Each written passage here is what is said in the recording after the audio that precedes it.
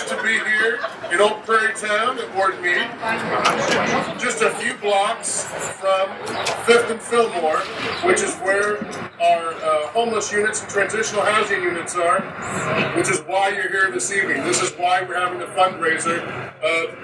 By definition, those are not money makers for us. That is our core mission. And you all being here this evening makes it possible for us to continue that mission.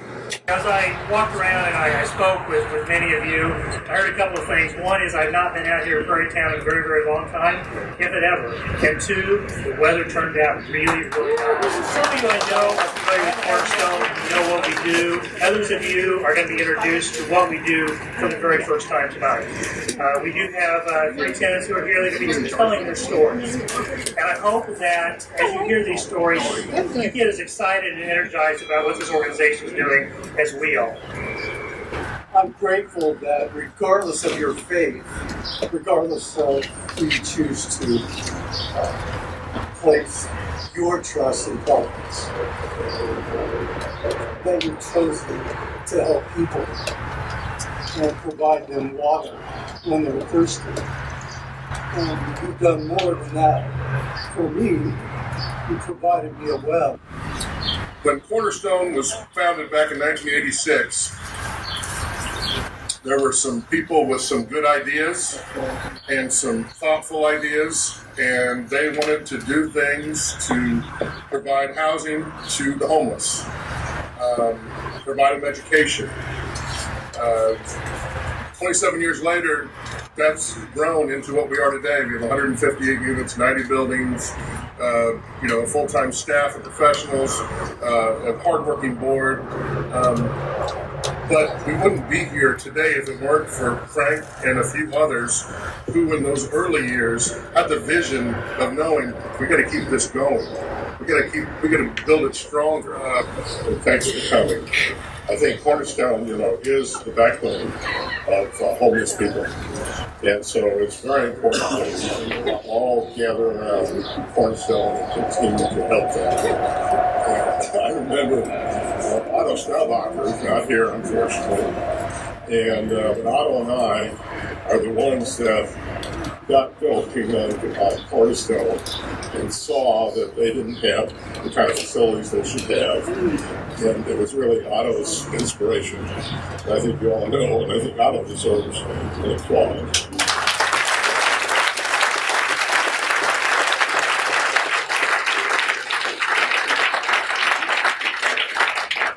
But I don't know of any better organization that has grown. We donated the first house. They didn't have any real facilities.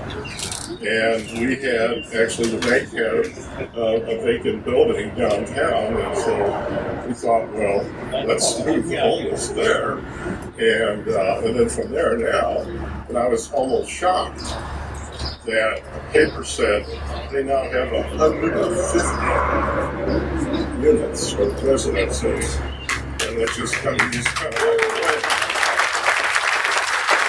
And so when we moved in, and she said that our rent was going to be a certain amount, and all utilities included, I could have fainted. I just literally could have fainted right there.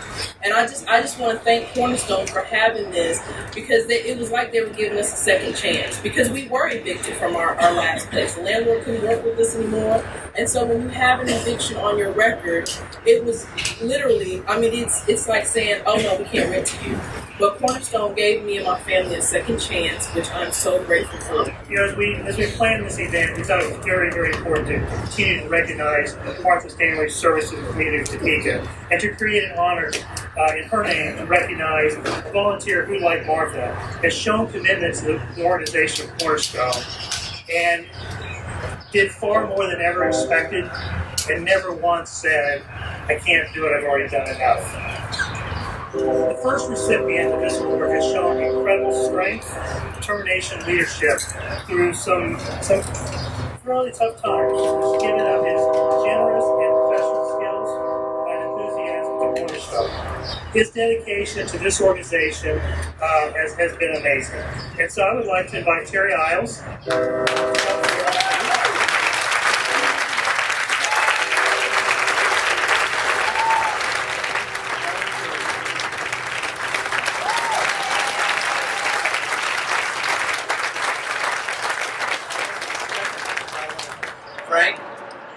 got it off the ground. This is where we are today. If it wasn't for that, we wouldn't be here. And that's what's important.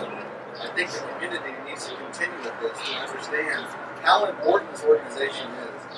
You hear the testimonials, and this is the time to do it. With that, thank you very much. In 2005, through a series of unfortunate events, it started with the passing away of my father-in-law and ended with an eviction from a local self-owned property. We were homeless. We had all of our children. I was employed full-time with SRS. My husband was a full-time college student. My children were all in school. They were all on the honor roll. They wore designer jeans and name brand sneakers. We packed our lunches. I clipped coupons.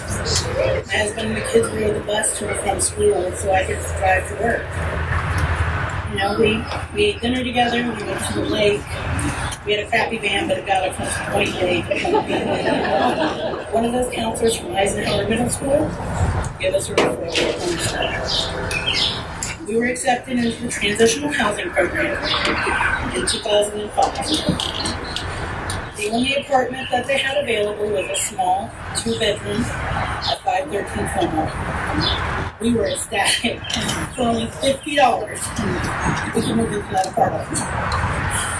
No more blow-up beds on other people's floors. We were all together. Finally arrested. We had 6 months to save our money, work, find permanent housing. We had our Thanksgiving at 513 Cornwall. But before December 1st, a 3-bedroom was available at 501 Cornwall. We moved November 29th, and we celebrated Christmas in our own space, though not our own home.